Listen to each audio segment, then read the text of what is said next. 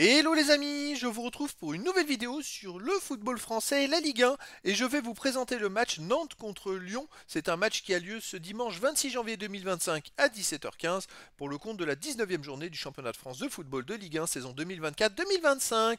Alors Nantes, c'est le 15e du classement qui reçoit Lyon le 6e. Dans cette vidéo, on va revenir sur le classement de la Ligue 1 avec les statistiques des deux équipes.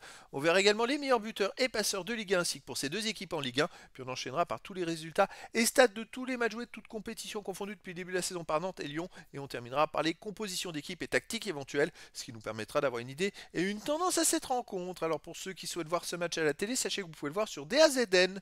Et donc, au classement, Nantes est 15e avec 17 points en 18 matchs, 3 victoires, 8 nuls, 7 défaites, 21 buts marqués, 28 encaissés, moins 7 de différence de but. Ils sont même ex-aequo avec le premier barragiste pour la relégation. C'est une saison très compliquée pour eux.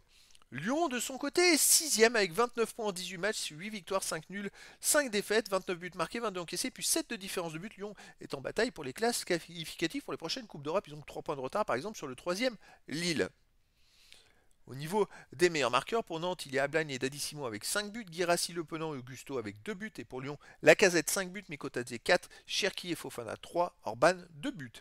Pour les meilleurs passeurs, pour Nantes, on a Dadissimo avec 5 passes décisives, Augusto, Kadewere et Thomas 2, Chirivella et Coco avec une passe. Et pour Lyon, il y a Benrahma et Cherki et Mata avec 3 passes décisives, Fofana et Lacazette 2 passes.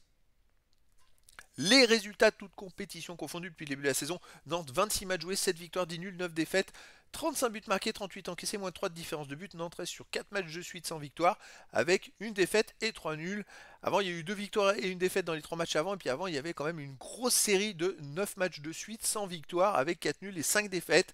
Voilà, c'est une saison très compliquée pour eux. En fait, ils chutent petit à petit vers les places de relégables. Lyon de son côté cette saison, 33 matchs joués, 16 victoires, 9 nuls, 8 défaites, 62 buts marqués, 37 encaissés, plus 25 de différence de but. Alors Lyon fait une bien meilleure saison que la saison passée, et il reste quand même sur 4 matchs de suite sans victoire.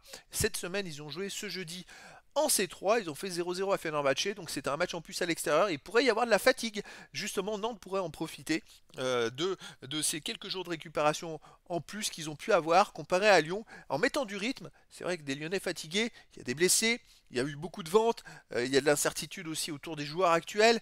Ça pourrait profiter à Nantes. Lyon, il y a du moins bien depuis ce début d'année, il faut le reconnaître.